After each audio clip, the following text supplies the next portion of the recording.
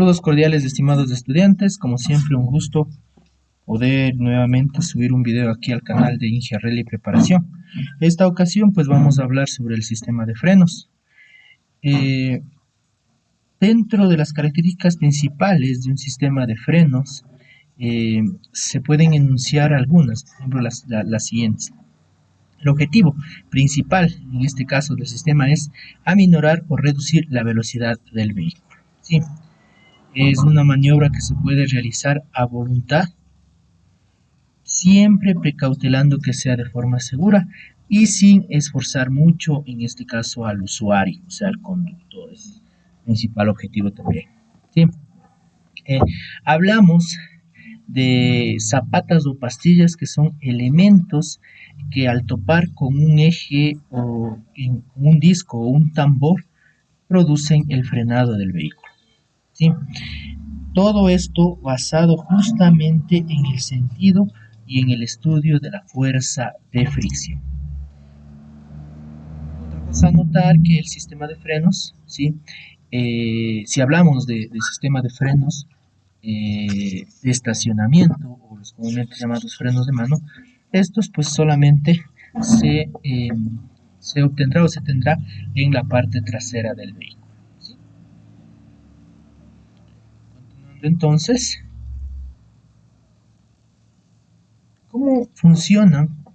Para poder entender en un tráiler cómo funcionan, entendamos primero cómo funciona en un automóvil. Al hablar de un proceso de frenado en un automóvil, hablamos de un pedal, hablamos de una bomba que contiene líquido y unas cañerías que hacen o que conducen el líquido a unos émbolos o cilindros. De esta manera, al mover estos émbolos o cilindros, ¿sí? Al llenarlos de líquido, ¿sí? Este efectuará un movimiento en dichas zapatas. De esta manera, provocando el rozamiento tanto del disco o del tambor con la zapata, con el elemento de fricción. La fricción, sobre la fricción hablamos también, decimos que depende mucho del área de contacto y la fuerza que es aplicada. Eso depende, de esos dos factores principales depende la fricción. Hablando sobre los frenos de tambor, ¿sí? Son frenos efectivamente que tienen, ¿sí? Esta circunferencia de material metálico, ¿sí? Eh, en donde se alojarán, ¿sí? Los elementos, las zapatas.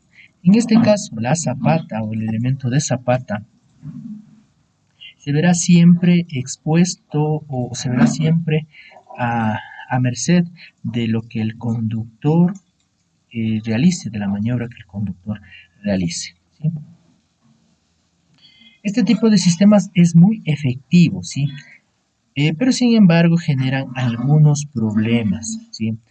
Entendemos que de pronto hay el uso de cables, que de pronto también una rueda no quedará tan regulada como otra rueda y de pronto en algún sentido también el recalentamiento se verá muy a la orden del día, justamente porque hay una gran superficie de contacto. Pero aún así, sí es algo que es un sistema que hasta hoy en día se lo realiza. Pasando con los frenos de disco, en cambio, los frenos de disco, ahora ya no vamos a tener un tambor, sino tenemos un disco en donde se abraza una mordaz que contiene pastillas de freno. Dichos elementos, ¿sí? Que contienen las mordazas o los calipers, llamados pastillas de frenos, tienen pues por un lado también su elemento de fricción. Funcionan igual, con el mismo principio, la bomba envía el líquido, pero en este caso hay un émbolo, en el caso de uno o dos émbolos, que trabajan presionando un lado de esta pastilla, o sea, una pastilla la presiona. ¿Sí? Ahora, entendido eso, ¿Cómo podemos entender en cambio cuál es la significancia o cuál es el, el principio básico que contiene el elemento neumático, ¿sí? O los frenos neumáticos? Hoy ya no se trabaja, mejor dicho, este sistema ya no se trabaja, ya no trabaja con un elemento, con este caso con el líquido, sino ya trabajamos con aire. Dentro de los sistemas conocidos también como frenos neumáticos, casi la mayor parte de camiones lo poseen, ¿sí? Son componentes comunes, algunos componentes. Aquí ya tenemos compresores. Recordemos que el fluido se llena, perdón, las cañerías se llenan con aire, entonces necesitamos un compresor. Segundo, necesitamos reguladores de presión, necesitamos secadores de ese aire porque entendemos que la humedad del aire siempre está presente. Aparte, de pronto también tenemos depósitos de regeneración, ¿sí? Tenemos válvulas de protección de algunas vías, pueden ser en este caso de 4 vías. Los depósitos o tanques, ¿sí? Los depósitos o tanques.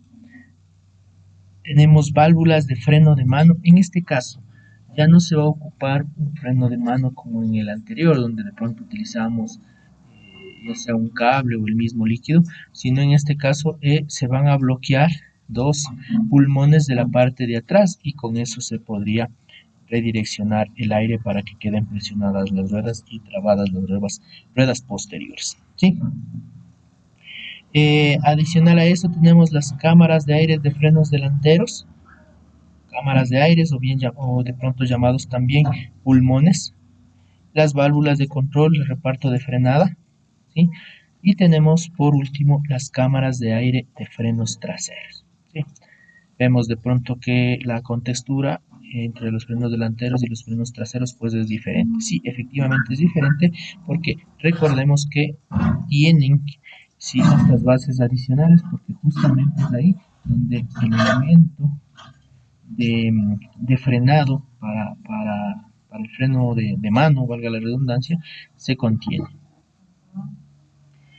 Pasemos con esto a ver cómo funciona el sistema de aire. ¿Sí? El aire se almacena en varios tanques de presión. ¿Sí? La mayoría de todos estos funcionan a 685 kilopascales o 99.5 psi con 6.8 bares de presión. Algunos inclusive hasta más, dependiendo del sistema. Lo que sí, todos estos, como dijimos en un inicio, deben tener secadores y acumuladores libres de aire, de agua. Sí, eso es lo más importante. De pronto encontraremos sistemas de emergencia y los sistemas libres de frenado de mano de pronto porque los vehículos de carga pueden tomar velocidades extremas en bajada, entonces se opta por tener frenos tanto para las bajadas o como para estacionar nuestro vehículo, que ayuden a minorar sustancialmente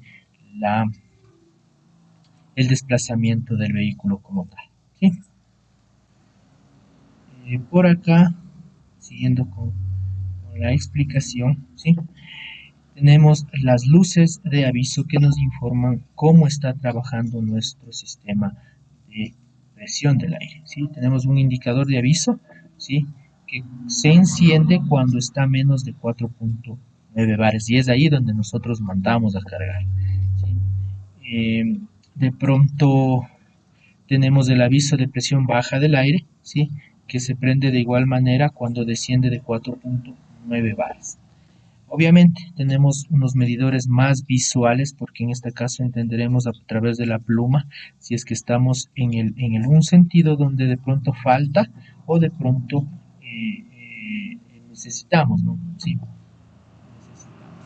Y dependiendo también la cantidad que nosotros estemos llevando de carga se puede realizar este tipo de maniobras, ¿sí? Hasta aquí, muchas gracias y en el siguiente video continuamos.